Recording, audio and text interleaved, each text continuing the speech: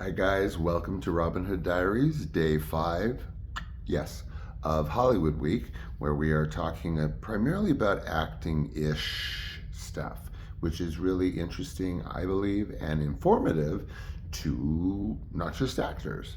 So, let's try and be chop chop because I so know I'm keeping these shows way too long. I am sorry, but it's Actors Week or Hollywood Week. So, special week, right? Anyway, this lives in posterity. It's not for views. It's permanent record. It's the Hall of Congress. Anyway, by the way, I am in the Library of Congress, by the way. Okay, so as promised, it's really kind of about, I don't know, with the promos, oh, by the way, look, Hello Kitty on speed. It even shows where she buys it. Tokyo. Okay. Anyway, haha. So it's a kind of a wraparound warnings of acting studying. Okay. I mean, there's so many things to call it because there's coaching and then there's ongoing classes. And then there are seminar type classes that go for like sessions, like a semester. You'll go for like a few months or whatever. So I'm trying to keep this succinct. So we're going to do a little bit of my background to just sort of kind of present my perspective in terms of from whence I come in terms of studying, all the way back to 1974, and we'll get to that. The Exorcist was playing across the street when I was a member of the Actors Studio, and I remember looking out the window at the front of the Actors Studio on Hollywood Boulevard because it was the only movie I wasn't allowed to see. I could see The Omen, I could see all that shit, but not The Exorcist. And so in between, in the same studio, Lee and I were working with 4 other actors while I was with the Actors Studio. I would look across at the Hollywood Theater and the big lines for The Exorcist. Why am I talking about this? Anyway, back to topic. So a little bit of my background, as I said, just to touch on so that I have some, I have some like tread in this game here.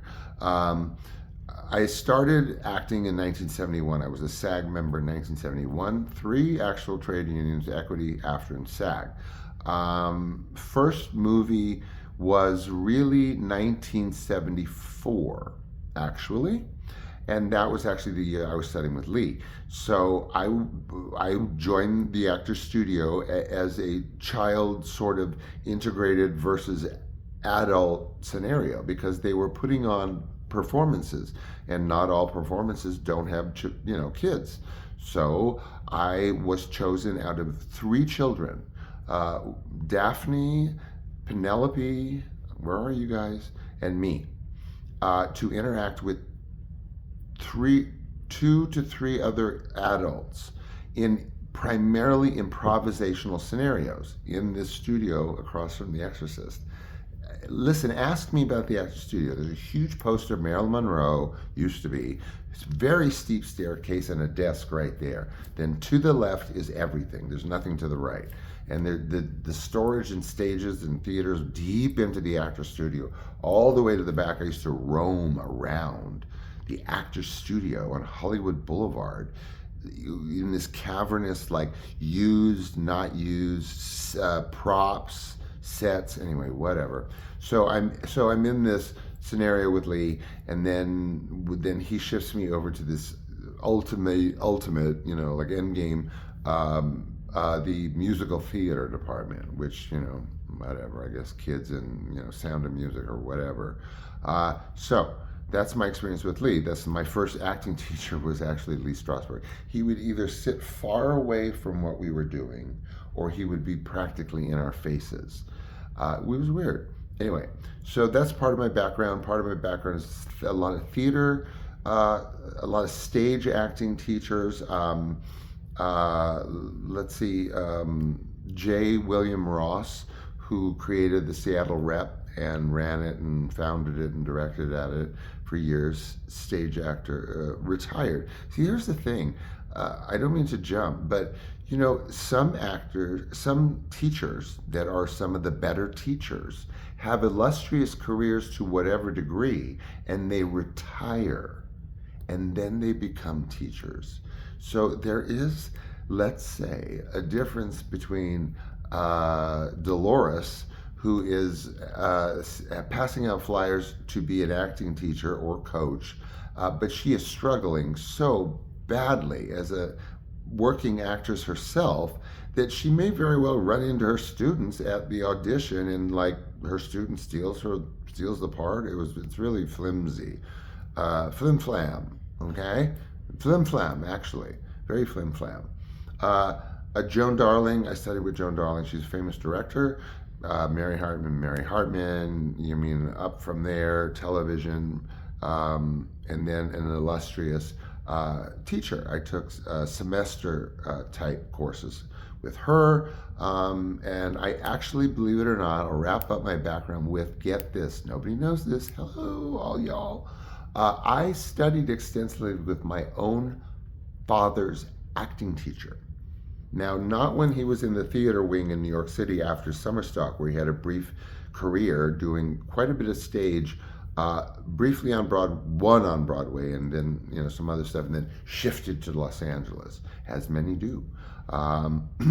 Doesn't work the other way around. You LA folks are not very good at going to Broadway. Anyway, good ones, me, and then good ones. Study with my dad's acting teacher, Bob Gist, Robert Gist, look it up. I don't know, this is all stuff. This is all true stuff.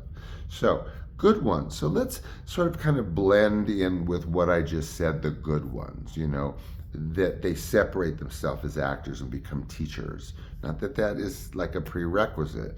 You can be an actor, a working actor, struggling actor, and still be an acting teacher, I suppose. For me, it's some very weird conflict of interest.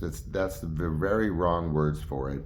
But it's very hard for me to wrap my mind around over the years, since working since 1974 officially in movies, to wrap my mind around Poppy Loggins. Now, I'm so sorry, Poppy. I know you're long dead.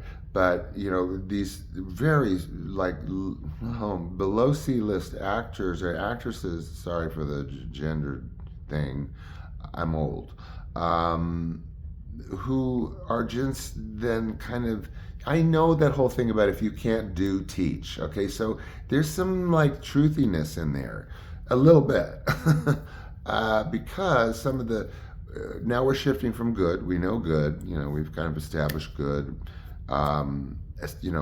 They've worked as directors, they've had careers as actors, but then they become teachers. It's like moving into being a professor. It's not like preparing for your scene at Dunkin' Donuts and then losing it out to your own student. I mean, that's just too weird. Okay, so not so good. But I'm talking this is not really bad or horrible. This is not so good. And then I'll explain why all of this is bad for you. Hence the promo saying it could ruin your career permanently. Well, you know what? At the wrong formative stage, at the wrong time, in the wrong scenario, you could be pumped so full of bad shit that, your brain's scarred, basically, in terms of acting. We'll get to that. Not so good. Tends to be audition coaches, okay? They have bits and pieces of method. And, we all know method is you've heard that, the basis of acting, the method. There's other methods, but the Strasberg method and Stanislavski, and it's all sort of the classic method acting. So these acting coaches in the not so good category sort of cherry pick methods or pick parts of the classic method and then just sort of shotgun it at you, one or two of the elements of the classic method, and then kind of just, kind of send you on your way and, thumbs up for a good audition. It's very costly. I can't imagine today for that kind of thing. And I'm not saying they're all bad, but hey, there's perspective in life, right? Right. Even back then, acting coaches were used prior to auditions. So let's say you had a callback, but you really had to nail it, or it was a really important interview. Then you call a reputable acting coach, preferably one you've been working with, so you're not having a jumble sale of methods. And this was very de rigueur, to hire acting coaches for auditions. and then go to steady acting coaches, and then go to acting seminars, and then go to the teacher's teacher for other, oh my God, whatever, you guys, I'm dying. So this falls into the not so good category. They know pieces of method, okay, but where's the continuity here? You don't just like give half a pot roast, or minus the vegetables or something. It's like you either eat the meal or you don't eat the meal. You go somewhere else, or you nosh on some cheese or fruit. I don't know, but you don't eat half a meal and then stand up and just walk out of the house.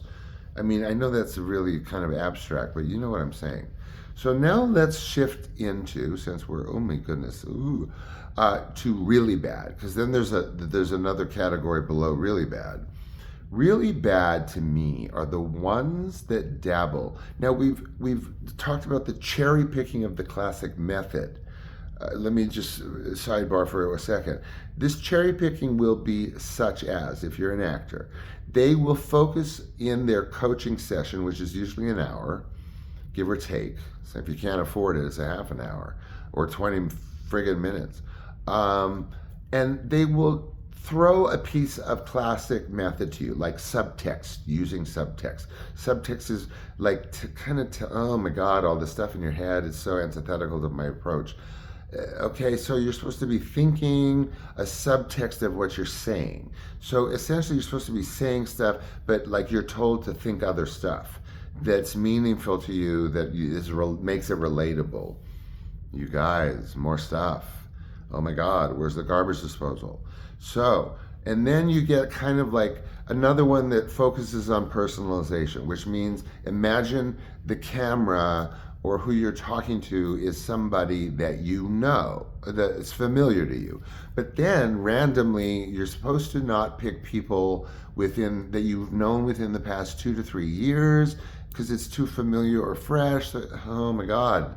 Like, hello, okay. It's like those bags they hand out at the end of kids' birthdays. It's like a chock-a-block full of whatever, right?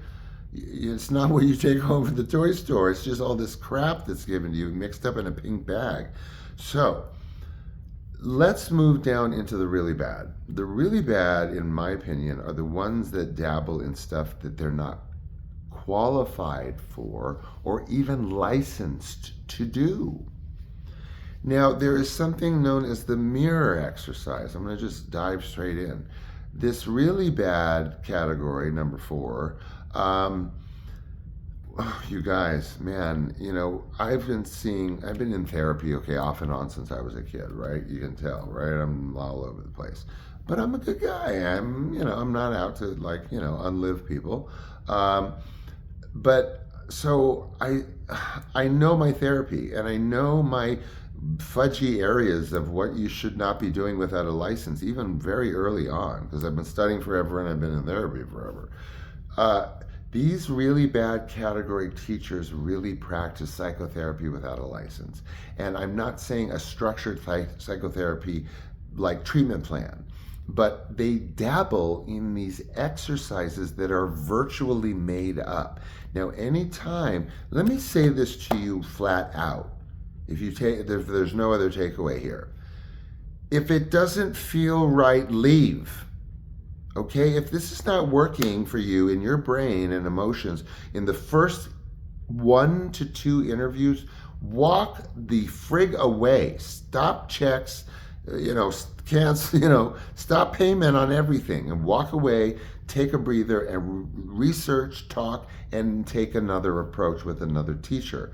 Don't get hooked into your monthly whatever, walking around being told to be cats and pretend, then there's this other thing of impersonational approach where it's supposed to kind of throw you into it by doing a complete impersonation of who you think the character is. Oh my God, more methods and more methods. And then now we're talking about, again, with the really bad, then we're mixing and matching methods that are extrapolations of methods, meaning they're taking pieces of classic acting method, Strasberg, Stanislavski, etc. One stemmed from the other in overarching ways. And then they're blending it with therapy, self-helpy crap. So now you've got this dangerous jumble of, I'll give you an example. I've audited so many classes. Forget what I've studied. I've audited like nuts. So I was auditing a class once where this teacher employed the mirror exercise. Now, this mirror exercise, which was a staple of his class, so you've got like, I don't know, what seems like 15 people staring in the dark at you, staring into a mirror at a table or desk, makeup table size thing with a candle, okay? And then everyone's staring at you, and then this teacher is practicing psychotherapy, is doing deep diving into childhood stuff and superimposing feelings that you're having at that moment while you're being literally opened up, like a therapist is very careful not to do prematurely, and it has to be very measured, and it's licensed stuff, guys. But I've seen it like three different, in the really bad category. There's the mediocre, which, hey, there's lots of those out there. If you hear audition coach, think 3 times. But you do not employ psychotherapy blended with your extrapolation of classic method. Okay, just don't do it, please, to us. That is dangerous. Forget the good category, which we've discussed, which, is good. The not so good, you got to be careful of those, because you're spending money on sort of a grab bag of things in urgent situations where you have, like, an audition. And then there's this really bad before the horrible category, which I will tell you about, which is like staggering. In this really bad category, you've got these teachers that are taking pieces of pieces and then blending it with what they think is deep diving, sensitivity, getting in touch with yourself is what you'll hear a lot, maybe. But those are dangerous. By and large, they're dangerous because they're practicing psychology without a license in this sort of haphazard potpourri, shotgun approach, which is not good when you're blending it with therapy. So, and there's plenty of those that find great merit in splaying you open and sort of digging around like a dead bird, like a cat, exploring your brain in the dark with candles, with all these like 15 students staring at you. I've seen this more than once, this mirror exercise. Not good, guys. Not good. What is that woman going home to? What if she has a nervous breakdown over this crap that she just paid $40 for to ace her audition on Tuesday? No, wrong. Okay, let's wrap this up with, and again, in keeping with the theme, we were talking about the dangers in these stages of good, really not so good, really bad, and then this horrible categories. And again, you don't all fall into them, acting teachers, okay? I know that most of you are very solid, legitimate, good teachers. But perspective, people, that's what my whole kind of channel is about, is perspective at the very least. Everything is not okay, okay? It's not, there's some not okay stuff. So this really bad category, we've established that. This mirror exercise, this deep diving, and then get in your car and go away. Then come back and let me splay you open again in front of 15 people in the dark about when you were 8.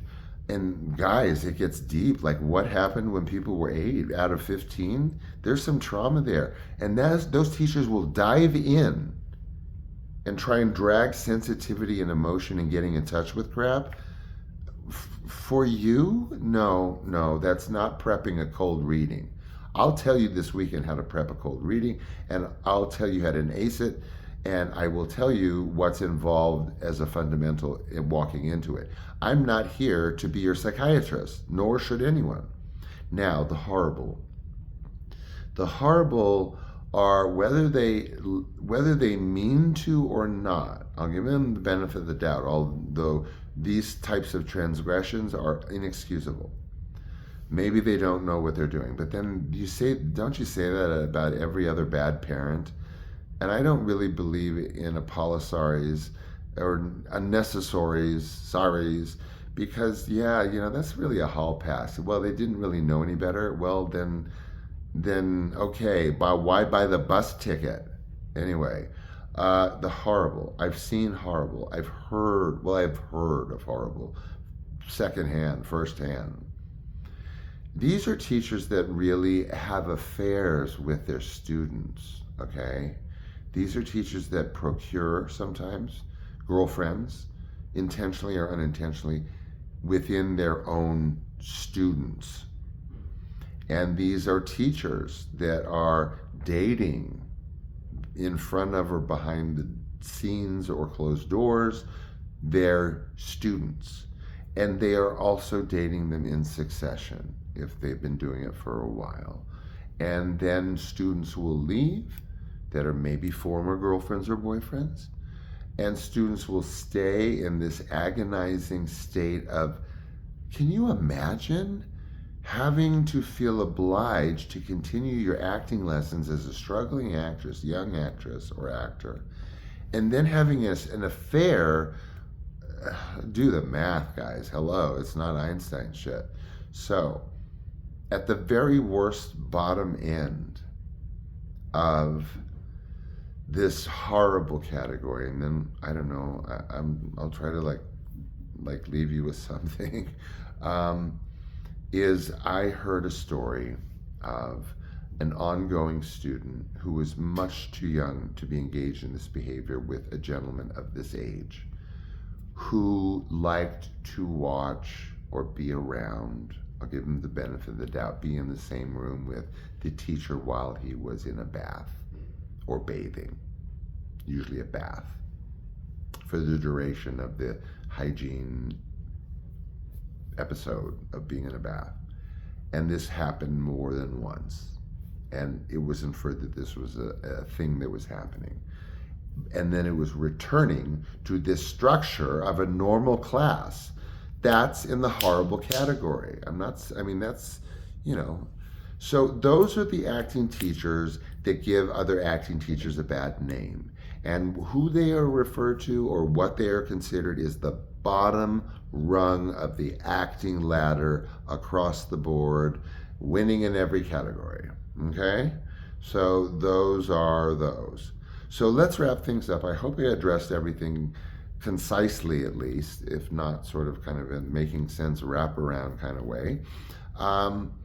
And I guess I'll leave you with this weekend. Like I said, tomorrow, Saturday, next day, Sunday, I'm going to really focus on first to-dos and not to-dos, cold readings and prepping for cold readings, and then sort of fundamentals for preparation. Let's say, for example, the audition is not till next Friday. Okay? I hope all that makes sense. Don't forget, Hello Kitty gets her speed in Tokyo. And that's about it. By the way, love you, WJS.